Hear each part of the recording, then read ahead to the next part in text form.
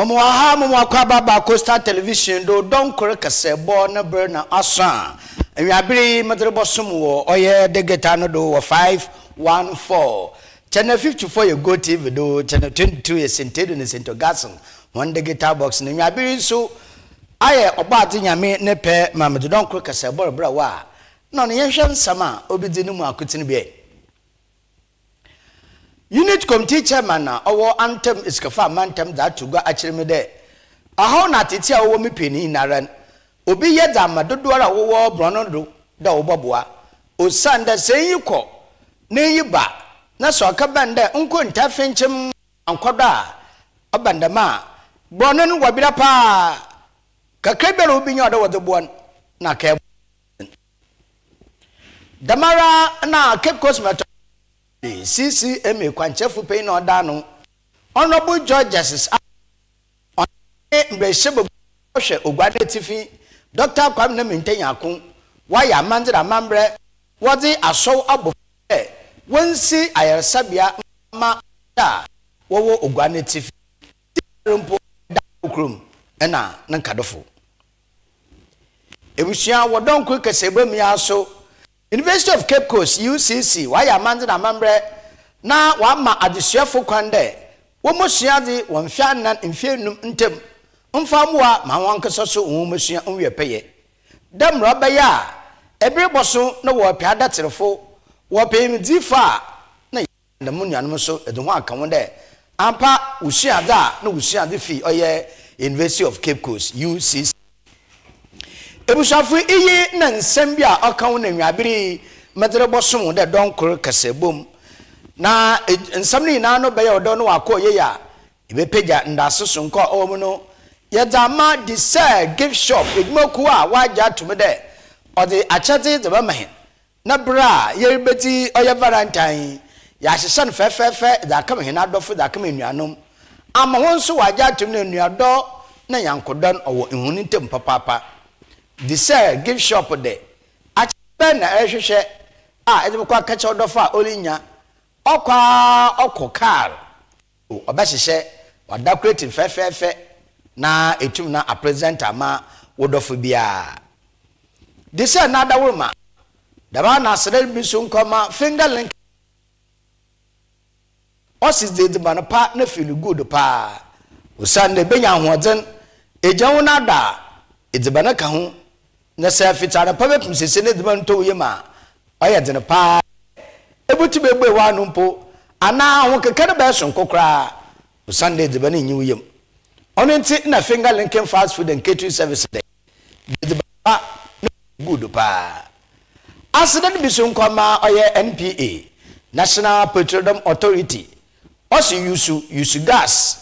na ifia wanya kono usana gas de oya affordable pa na so ya affordable da ena no Coastal Television don ko kasebo so oya affordable baby ewo bia Facebook ya live YouTube so ya live emom digital na scanner 514 unsabaka Go TV so unsabaka no channel 54 damara na digital box biara akabia no so scanner unsabaka no channel 22 ebusia ba from kitikeku ASORBA KOFI ESSUMAN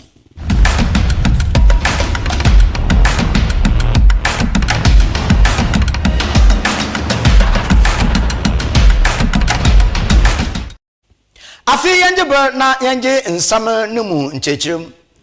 Coastal Television de jumadi sonko bi abobada watunidin Community Connect ono mo otanye de yesesa himfinya fi hinifie pedu Morocco avenue num na yakoba sisi wo community ewo na ho na yetena se bonkomo hwe ho na tete a community no wo ena da community nso wa dudu na butum efi baby na wa befe bi efi buanunum oda akọ beebi a no so wo na kasena le begina aho na atete a wo fam ntibiri Coastal Television akopedu abasena akwa abra wa akwa decided danum ifida abasena krayen odukupe mu oye anthem iskafa mantam electoral area eho ena assembly member na awuku oyin mpemfo wajinya wa etu wome baby yatnan na washase wonyen bon komode embra ofata hinjumezi ne hihye pepepe na ono ne mun na unit committee chairman na owo Anthem iskafa mantam electoral area ori ye ne de nsomde wa yedo asebi membe bia wa abaseno ko na abredo wo boy mabo da no do wo ye wo kama na so sika kaka wojeje besinde nkonta bia la mab mo ya tete oya hawde ma Anthem iskafa mantam electoral area onanye de sinsu to no yira no we ya fadom ni na o sande kwabran ejenyima ekisidan de sinsu no kwem de sikar kwema nsu bebe order fan oduwara na wasan nechi na tradisha wo kromon na obowura hu na fefi na otu hu fi hu ne dem ona bo nasemi de ayawu semi wa ba na so okamafo onye wana obeka wona asam da ma hon nsebe pi na okrodo na unit committee chairman atapapa ne nsama oken yehwe bi yende sikan yazema unit committee inkuru ma ben ombe nkontem faman onya sam member no jiskan onya sem no jiskan ombe nkontem man ntia ya starte ya starting ya oye November 2025 November was past a year in fact past be obul be in fact be 10 years from it na ma min start no jeje nsi in fact the honorable and last na zin be 8 years na yenyi ishem no honorable and last ka de be 4 years ndan no oye dem ma min odun kunte zaman must be here street light na azi but apart from them no 4 years ma min on for one city pombe nso na me bisa ma min de dama de miskan o wan hin ma min ya da anu to petrol no de show borden nda che de 4 years one city po ikoni 4 years or out to petrol one kutin skani hasa ne nda da ma awo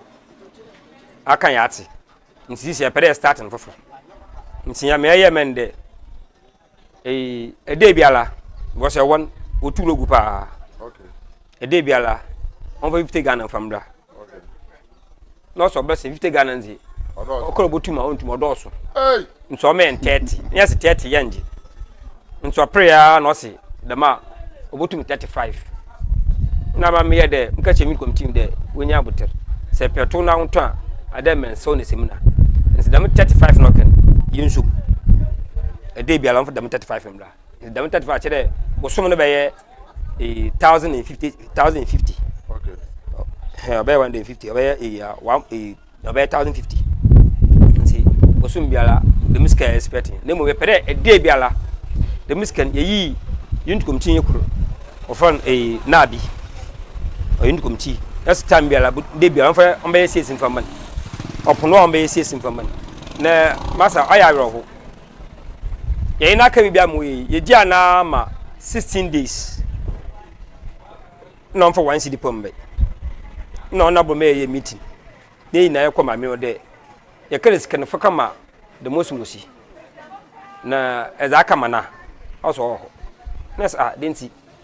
na pede ye impobon because ya ka SMS butu 35 da do yin la ezi anya hwefa na mo akachi yembo bana no so omba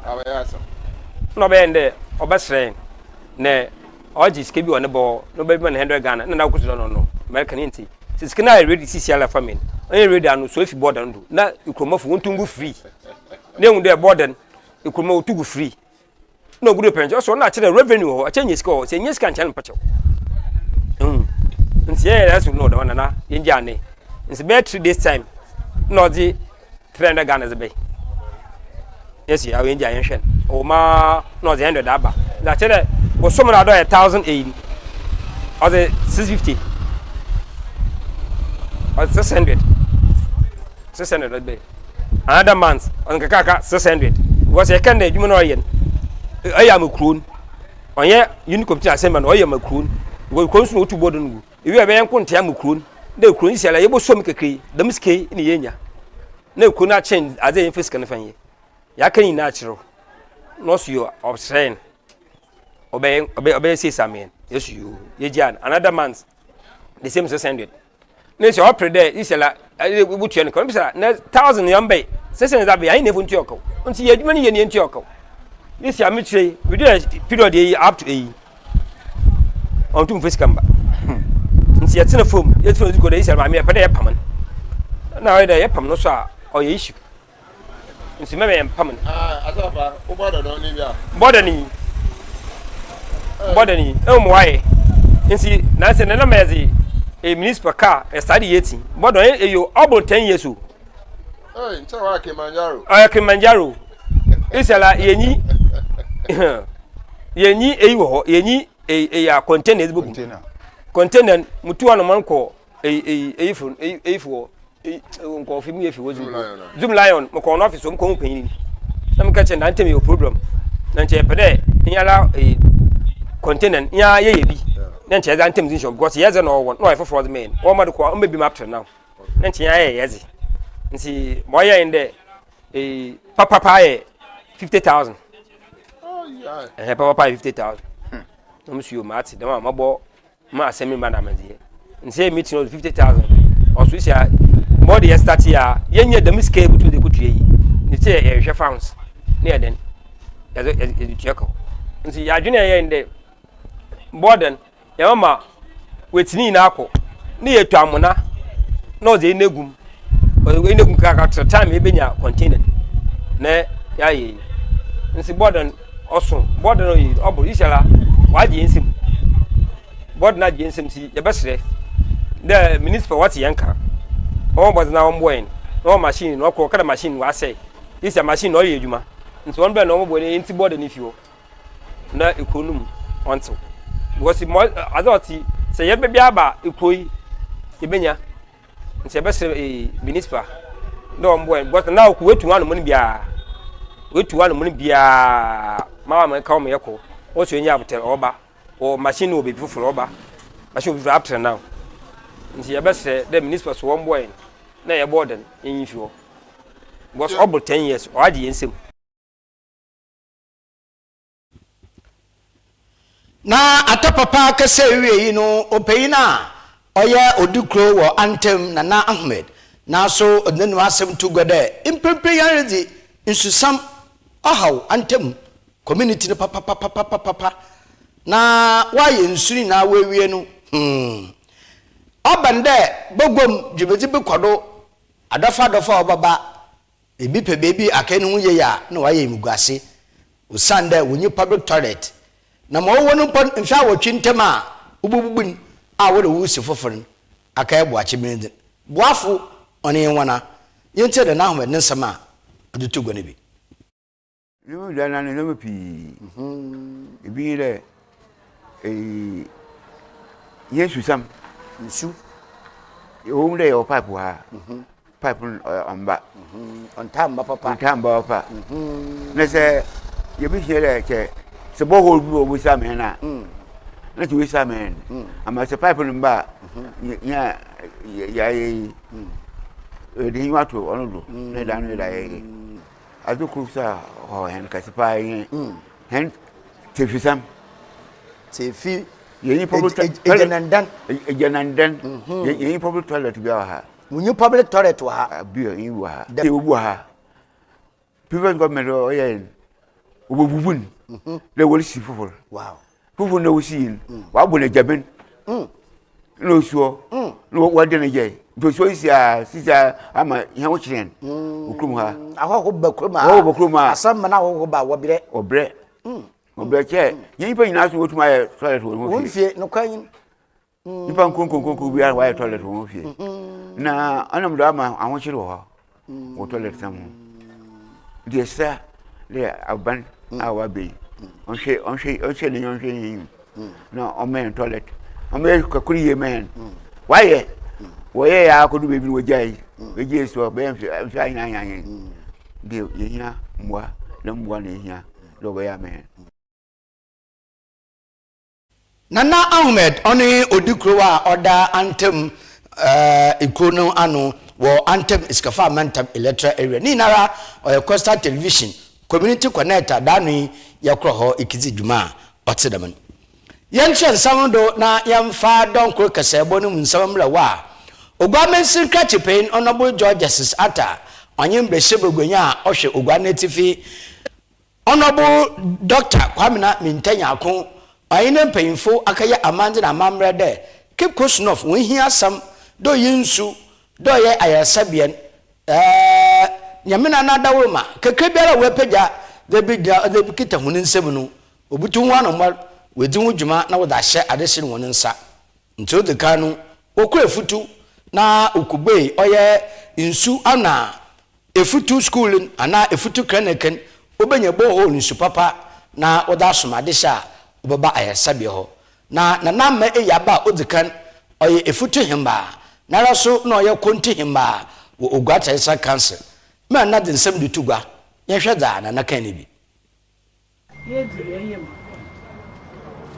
kakra na nyede oya worbugo edina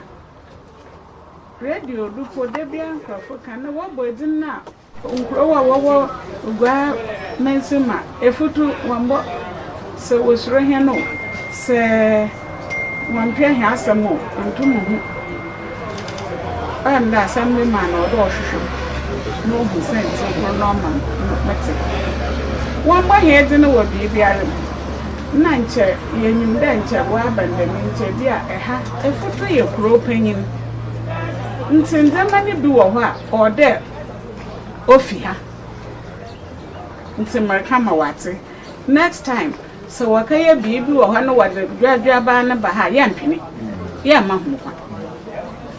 eha ye kuro panyin ode wade ne panyin di wade man ya dama no ya dama ya kan hen birthright consider nche eheipo na warba ya boho waba commission nche wade ma war commission na so wade baha na ya no area na workia doko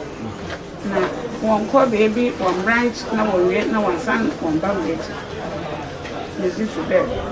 moment na wa ma wa banda nti next time one share na one yema wa ya de wa ma hen borehole mechanized papa doctor abadi na ye hia kwatri immediately wa akachira na man kanchira mo man ya kachira mo we ku fa ba na wa ha baby wa ye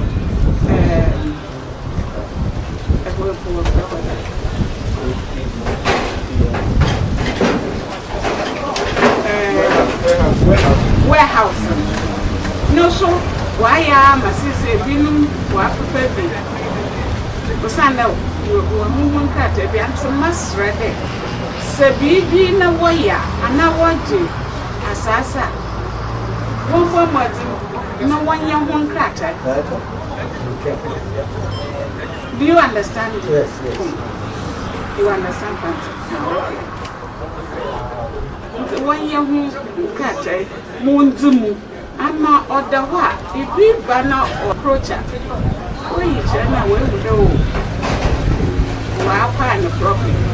since I have na kind of one fast as before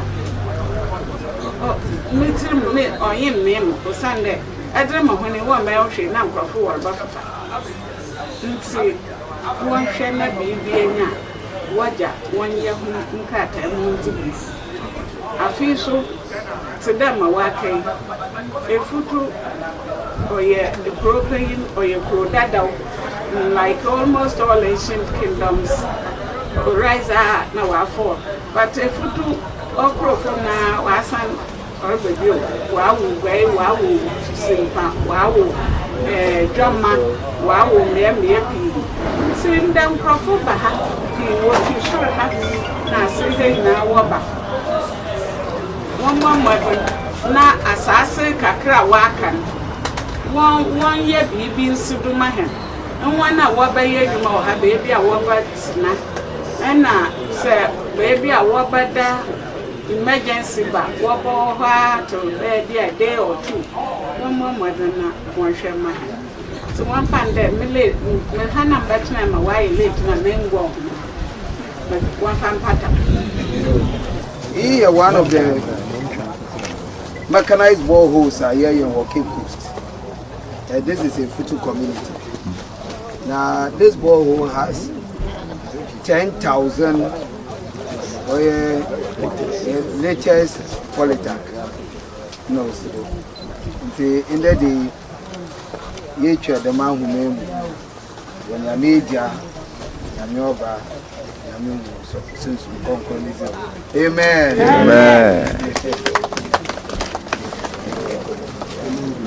Billy, I was in. Wait, pipe.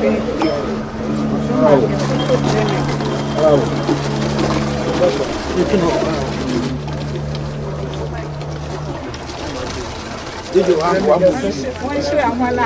why,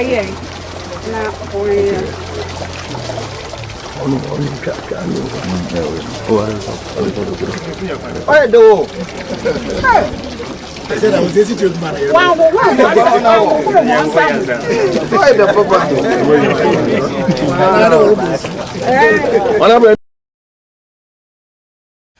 na wofi oya efutun we begina oya kakomdo chips compound ahoso ne nsusa no yede ma hono papa nti na sin pein na ohwe kakomdo chips compound na ya sabia no do no ode mo ne ye nase pa de ma abanka chipein teacher pom le shebogom yi de wa bo ho modern na we bidi de muduma so na ote de mi wada mo ho na nase pein nsama no so aka na hon da mo no kan Menyu aje papa menjeze obra adwen na ntase do na ni na na okoba ogina MC na MP wono do wono ndwuma pa na wona adwen pa wenye ema facility no yeda wana ase kanon na wodum pipe ya ho kyeren yenye nsumpo ye za ye adwuma esisi a mechanized borehole ya be oboboy ma de bia yenya free flow of water ayenye nsu bia ho asem ti yeda ase ya wo health sisi akakum the chips compound ya pede ya kwa health center nyamagugu akwem onkyere bia was PA baba ha na ya na dan no su a ode yetum yegboem kakra na ni na achi dem panyimfo kuya wo boanya no wo ho na yetum yegboem na PA ba baby ebe ya consulting na azi ebenya baby a yebohwe ayerfo nkai penfo ba baby a yazeno boto ya ajawo yenya rooms ni bi ka ho boboan na adwuma no wa akodo sisi aye no no sa ite baba na benyi ne da afa besia da afa na mom nti wotum ogboemu manya na yebotum ya achichem ne yenya what na azi wo ma oboboa ma yetum yazi adwuma no yaza aye ni ona mi hyehyema pa wodi egu akonum na wodzereboa ma ogwa na tifi wono so mpuntu aya woni chefenti ukupe mu oye Cape Coast Technical University mechira CCTU Sinewin community nim na police station so nkwa we si woda mo hono no so ugbe ano de won fa nhwe mbra obeya bambo sonko obokoro wo oye ebubonko emisa no electoral area da no so krodon ibi de edena osihe oya adumara kwa hwebim wenyibi na ehenzi ya adum beyenya bebia yen aposifo obatina obocho mekase mu no be mu kro school no wancham fanti eti a won fancham brofo jo ho fam nkakaka won fancham yenya bambo bia le waba Cape Coast North do ye wo kro abra na edukọ na wi Cape Coast North area ha no yenya kra yemfa ndase yemfa ma yen Metropolitan Assembly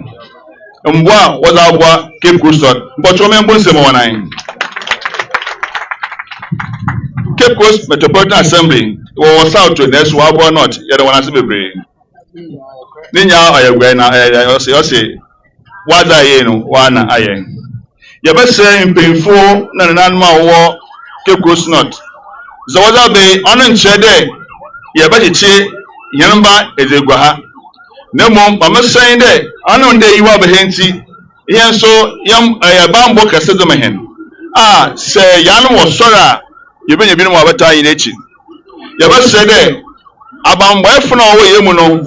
won hwehwu de ende yenya bambo bia se wo so yeda yemfo ho yemfa nchahwan yatuta sahwan zawabe yebese edwumafo wo ba ha de so wo ba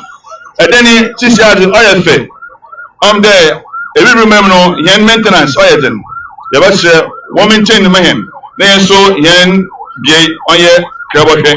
na be nya so yeto se ye ba ye hu de za wo ye mehem no yezinyi na yesu mi yen mo mo kase ye bebre kase otutun onye de osabarma doctor Kisata osi ọma Cape Coast Metropolitan Assembly ọmọ ndimbo na ye ọdún wá sí bebre. University or your community on its own. Now yeah, you hear security na banbo. Inti on behalf of CCTV, you better municipal na MP. Now when I was them as if we are busy here, because in our minds, you know, Obama enhance the safety of the community as well as the student experience. In Tieda we also pledge full cooperation in all the endeavors of the police station. Thank you. Today marks a significant milestone in our collective effort to build a safer and more secure Cape Coast. It is with great honor that I join you here at Saving to officially commission this police station, a facility that stands as a symbol of our commitment to the safety and well-being of our people, especially the university community.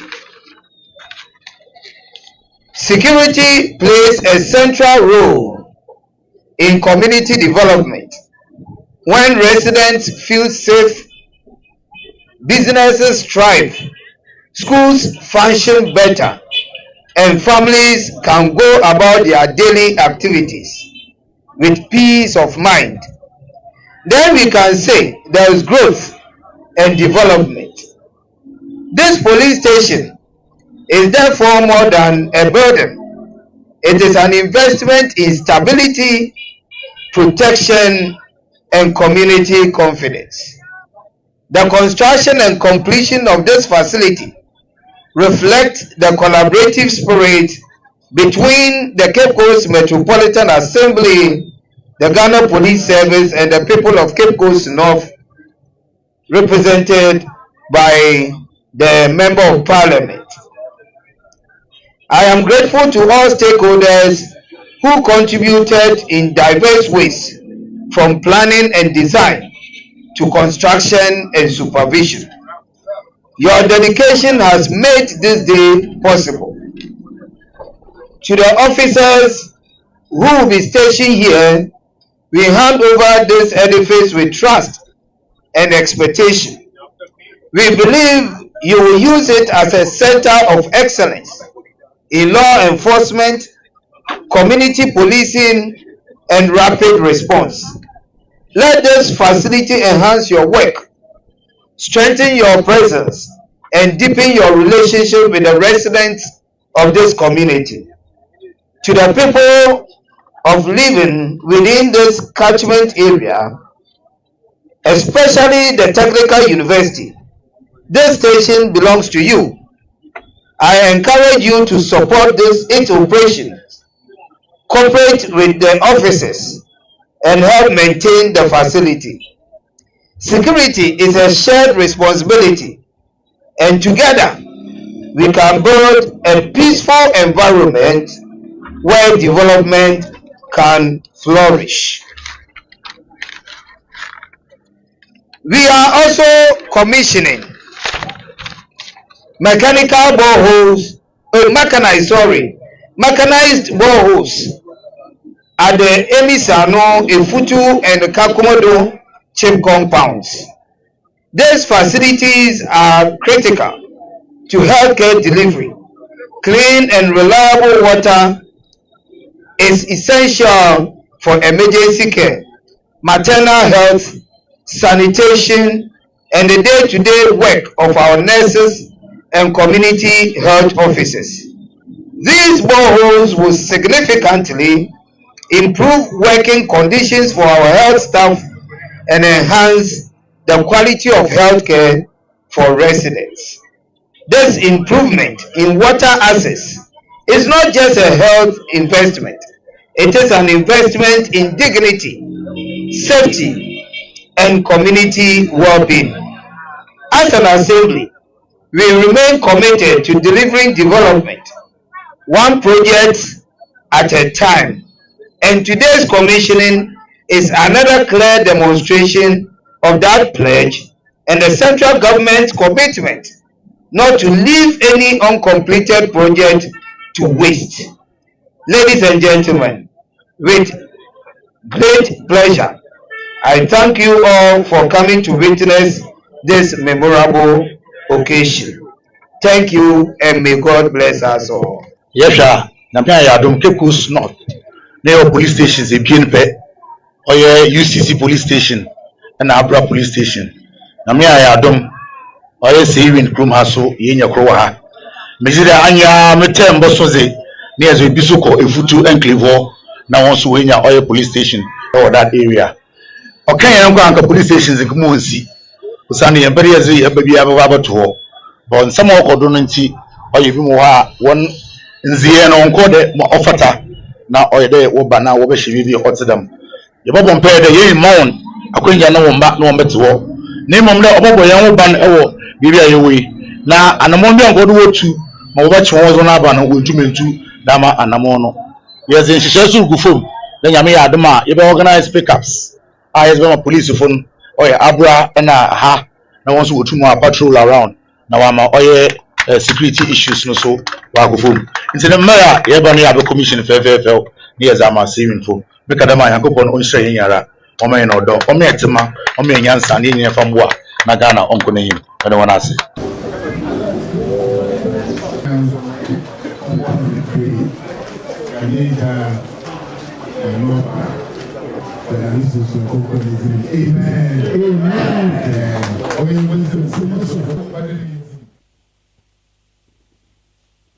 Yako nsamfufu mwodon kuro kase bonuma UCC University of Cape Coast mpanyimfa wada ano nyekwanchefu payina oda no oyin ne mpanyimfu waya mande na mambre na waji adusuafo wo school ne siwo do de wombra na onfa wona adusua mahyehyado wonfia nan mfienum bimporu konfie basa na domdom na obende wo pe ekunyin wo pe ndifu mapo wo manga na ma no bi so den se sire buda mpa UCC esuapon na ka ho mamentete ebudum pempenda na edi na bra waya amande na mamre na wode adesuafui wode obugu oya UCC kwanchefu peina oda no nen samodutu gwa na afutua ode ma adesuafon na mpo mbra adesuafon woni nchicheru beye wona wo konfie num wona wo konfie anan wona wo konfie ebasani na no ma won susu dua beye na mpo mbra obeye a wono dodo begina ma wona adesua ewie pe no obanchirem. On behalf of management, I extend a very warm welcome to all our freshmen and women who are being matriculated today.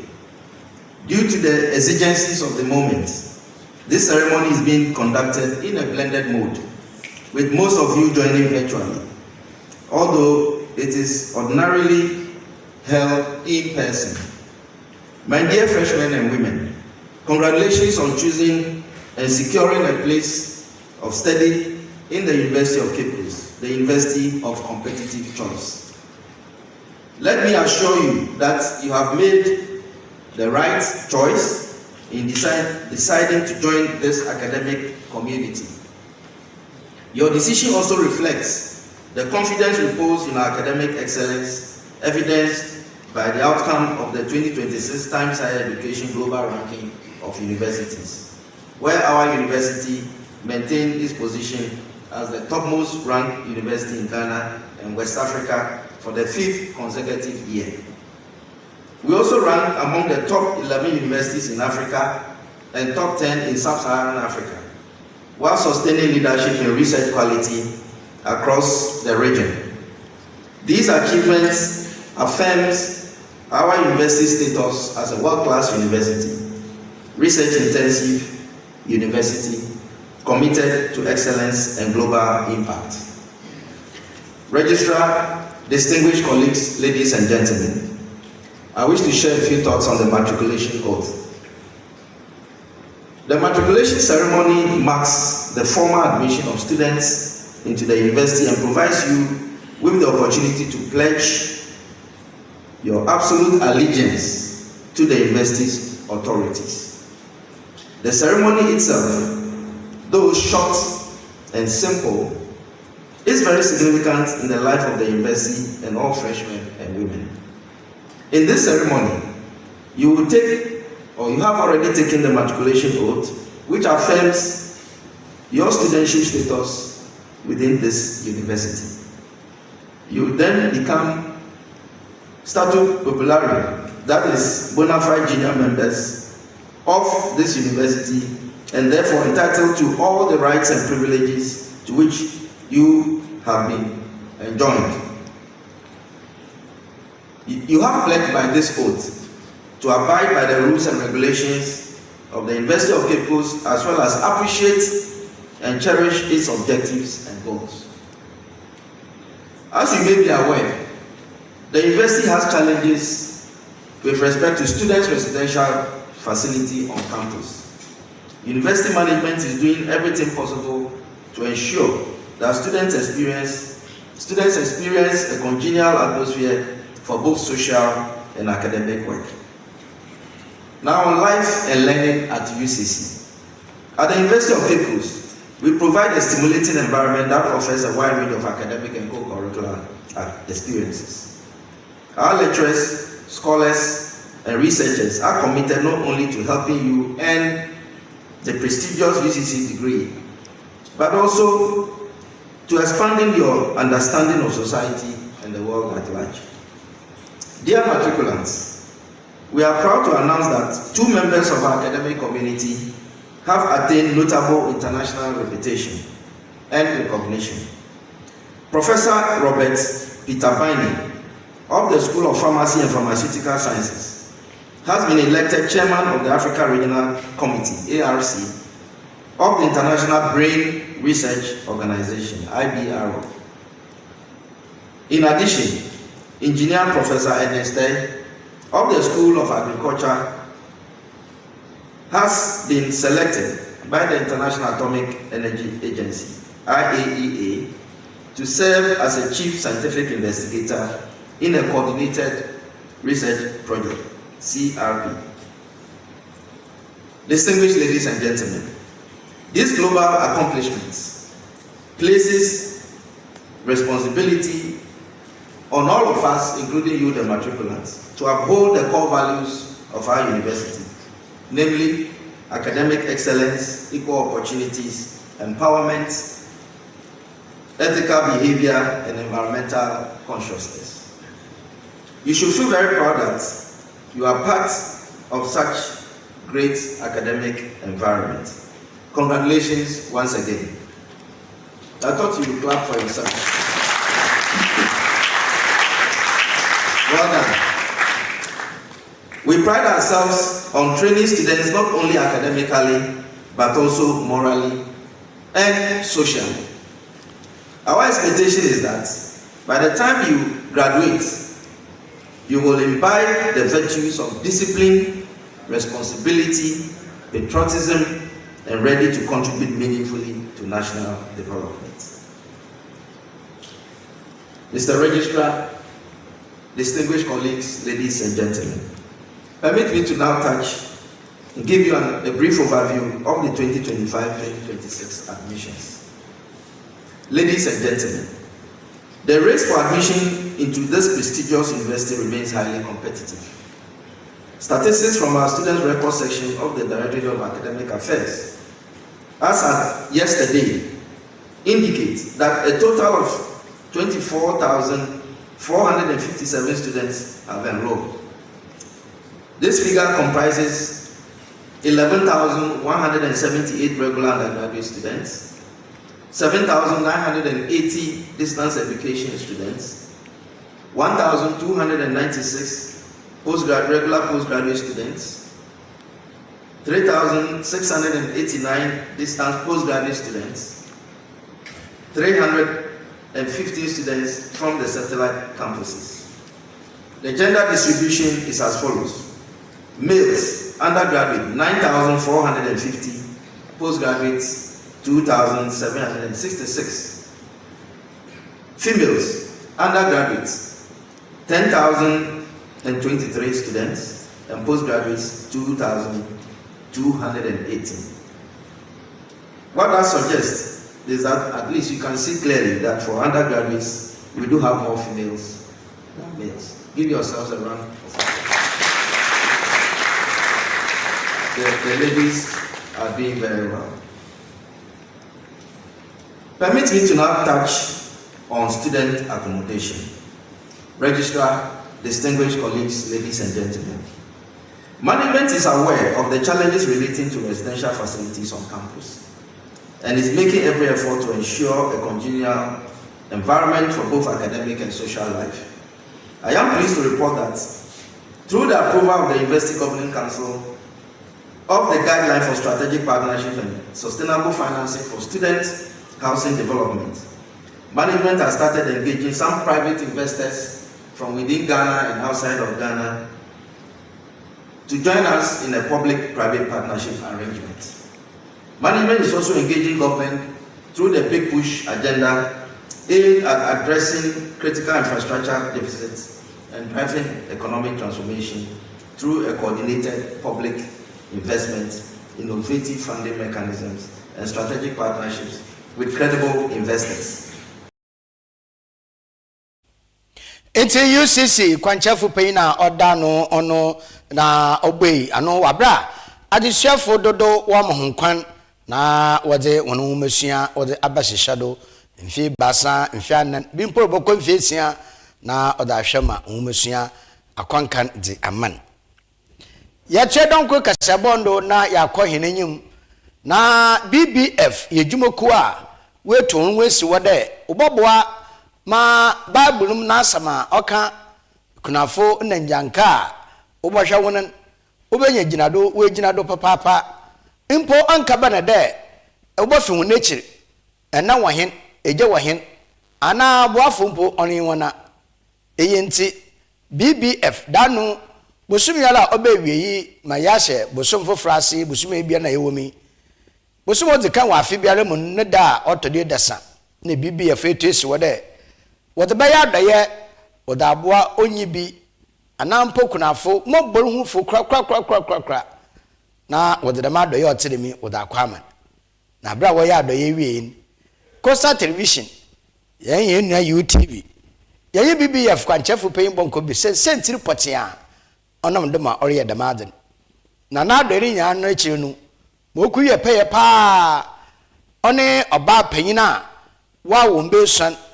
na mbe sani na nechi nu kumpa nyu otase kumpa ngoba na nche wa fada oye nana eyenti aka mabuso na apod ono na BBF aka ya da mado yeso nkuda mana Coastal Television ye bodo mo nkomoi na nsama BBF kwanchefu peyin oken ibi am say botaya edisi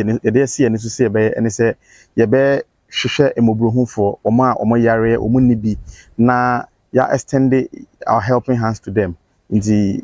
ye botaya esi ye nisu nyina no eno no. Okay, so yeah, sure. Say, be 5 years back, and this happens to be our 5th year. Na woma na ashasena ya target say ye be omo orphanage homes until say last year ye outreach no after say ye center orphanage home no ye hu say ye individuals be almost ye den e community a almost so aya no mo hia emwa nti ye say we will extend we will, by the help of the foundation ye be extend a helping hand to one more. Nti started individual last year. After the individual no, you say say na ye wo nipa ko bi ewo na say nipa don bi ewo your community a umu hia emwa. Eno na ma this year 2026 BBF Foundation outreach no. You look ye hwehwe nipa mako enkono ye extend ye outreach no using these 9 people. Na sa nipa enkono bako ewo abra that is ekunya nipa mienu a oman sabiuta facho me yebubuafo na emu mo antna se omo yebubuafo no mo kwesesa de omo ye ene se ombesua ensa no dwuma nti se de me ne wo kasa yi de omo ye shoemakers ye reach out to omo ebisa omo niema ebetimi BBF foundation ebetimi aye aboa omo na abema omo dwumadie na omo di no omo ede to ye nim se niema omo pe esa sade nti ema me ne me nkofo ebe ye den ebe kasa ye after say ye kasa ye no time so ye no ye koye omo moa yo maami bi nso ewo abra ewo central region Cape Coast ono nso ye twa ne nan abrabo no ayeden ama no aha we reach out to sanipa no sanso na papa bi ewo enyinesi me no kasa yi wadadem mfie mako enwotwe okira eda ebo ne eyeden ewu ye no na eja hyehye bi ekoso me no kasa from that time no eto enne no unya na nimpo mfanhwe ewia na ne papa nso arehosem eka ho ne se ne papa obekọ aba ama ne bia di no ono nso ani aba bifra na chese na aye asem emu rem nti you reach out to sanipa no nso and then the last project aye enso ye maami bia owo Elmina wawo emamu enson ba sele odu ni mpanyin fie so no ba akokọ ani ho etiase nti ote hoi oni ebanana oni eba mpo na wayeden wasoma no wo hwe na setena mu na edin yi nti menne me nkofo yi yekoye no edan na odam no na ya rehosem nti ye kato ye jitu mu se ye beboa maame no nti se de me no kasa de ne dem ne ma nyina se de edan ne tie no we have ye transforming edan no from the old system to the new system edan if I say ye chance 5 years no day in day out bia no ye nya a step ahead no nti ye susu se ye ade a ye maye ho amu Nemo young quiet to me adwuma because the aqua say BBF as a CEO me juma dia me say me barber shops me Apple Hub and then services and a foundation into January biano ade me say the quentin pa ye no last Friday of every January no say me accumulate all my profits in the month of January and na me dey me change anka into see 1st January profit bi anasem faso bi amenya using the BBF barber shop and the BBF Apple Hub no eno ne accumulate ne de aiden e de akwakoche inyanka na ye ko yanim no de yesre ene se we business owner we aban we MP we DC be bibia wo bia no ye besre o se adwuma no aya na edene yankwa ye ntimi nye the little fans me ne me dom no yetimi accumulate no aya na endru niema e say ye no nti be bibia wo bia no say we are pleading with the philanthropists and then all other media people say ye besre say mba be so yasene na ebe boa ya ma BBF foundation yetima eden yakoyanim ye ko wie don kro kasebo wo Coastal Television no wo oye owura Duncan na soye na owura Duncan ada tugwa achirime dey Sunday abati asase wo manso na oye anyan kwankuyara na ye kafada manso ye da bo Sunday obi yeda mo biara elepe asase ato elepe asase edijuma odo elepe asase na sidan wodo de ode tinka ye hwehwemu asase num na ibisa asase wura nom ansa na akota asase impo etewia ode de kolant na kohwehwem de ana asase owura ana onyiwura na sambanda na etemada sabrawara na ma ochensere kagida ebe bowie na atodufudade na nsama so na owo edufudade no ntem nti owura Danka na asamanye de ankwanku biara wonya do na pe do pere oto asase e wo kona horo wo a odo fado yente nsama ode tugane bi sepre eto asasa first no de eyen de or de ehwehwe surveyor so umaro your qualified surveyor na your quack surveyor ibi a wesu ofie wa che na djuma no onko hu school onyime djuma no so onko hu school qualified surveyor wa ko hu school wa be license surveyor ye kan che license surveyor na ocho oye surveyor djuma license surveyor na obwa se eco surveying school na eba or de license surveyor ni edjuma ani edjuma so or de join Ghana License Surveyors Association. License Surveyors Association say joiner anona ochara nechiro etum be license surveyor. San join association na won salenka. Nti say survey bi apero ye djuma or qualified. Qualified so don't work on the license surveyor. Nti say surveyor na me ye djuma or dem ye djuma license surveyor no or endorse me dwuma no ozamam ansana so be department yotu wa hwe no so scrutinize na wa hwe de azam yen 9 na 9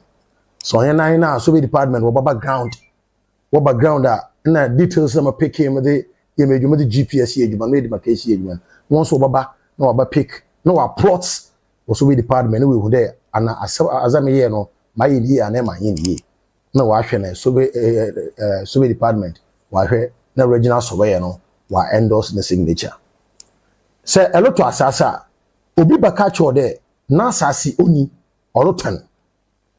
asasa e bia na yipokunya waze bia na yipokunya register assassin your first transaction na your second transaction na your third transaction ami mezo no or group Duncan mezo de motor assassin and na mo register as a second transaction motor the first transaction between Ebusuapain and a group Duncan Africa Limited. Between Ebusuapain and group Duncan Africa Limited. Inti moto wia amim ansa na moto asase man kasa me so bi nti mo komaka research your office search and your office search. Inti mo first one order me your office search. E wi ansa na maka me first search. Office search then mo bomozen mo ko town and country planning. The me area no town country planning for one town sheet. Into mo town country planning. And mo ko he sheet to cover that area. Na me badam ba mu survey na. Area my plot that to sheet no do. Na me wonder what there's a layout there and that's a layout to be anyo. Se layout wa na me use that layout na me za yedwuma. Se layout ni wa anu me ye survey ni wi a or dem come town country planning. O layout was to do was bam. Se layout so also assess so e wadi bi ofana rezoning. Where rezoning no to wodi shema o ye fine ma bia so layout ye fine ma o ye fine bia so menwaje na wia ibi ba group dan kan obopa asaso bo a obe na me di paper na man deje na care research or lands commission a care research or lands commission a group dan can register non register it is am register we ansa na what the paper na lands commission akọ register by the corner care searcher what's this land belongs to Group Duncan Africa Limited. This land has not, a transact any so there. In the eternal land commission for more search upon not the more important Brahma. As the Brahman son will to our convince they to my assassin. And assassin say was a bien. If you assassin at company register, no them or individual I unable to pay for what on assassin. Oh, the master has only into master has only a mazremono. Or there a connect search. If you want to go search, no lands commission was way free. If you are registered, this land has not affected any transaction. This is the state land. So. Into all the day about to assassin. Do you know to assassin? You say, what do you pay person? Ebian Ebusuafo, what would be one predecessor that now Moduma or lands commission or system name. Into our system before about to assassin, we know. And also be a register. But a care search is a search that catch or there or free. Into say to assassa or there to assassa or register. This is a company that assassins the money or register that or you good there about to assassin because I call was this company or register. Into a register so since also or yes as a leasehold. It is conveyance. Conveyance is a way to mean say leasehold. Leasehold also here for 99 years. Conveyance for 100 years. This is to assassin or leasehold. Into to leasehold that na say company to na more date of assignment. The date of assignment is what the more and my first transaction, I'm so my second transaction. My date of assignment.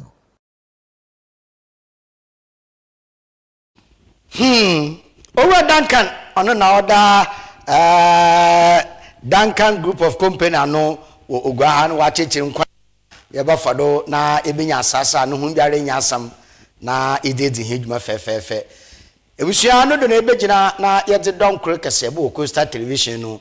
with the Bessimon Fast Sonkono, Manfama Dessert gift shop or se Tade na charge. As a we soon come or ye NPA National Petroleum Authority or see use gas as then be soon come finger link fast food and catering services or see the banapa na feel good papa mama V executive producer as then be soon come yan fast then be so yan fama technical director surveying professor Emmanuel Kwame Bafede as then be soon come Eja Philip ochinchim oye firin na mum anka benede onara na ohihye dwumediri na fefefe odema enwabiri mede donkro kesebo mede brahom aba from kitikeku ASORBA KOFI ESSUMAN mo hoina mo ne hwe ahenewa abraw enyado oyenda no ya wono chena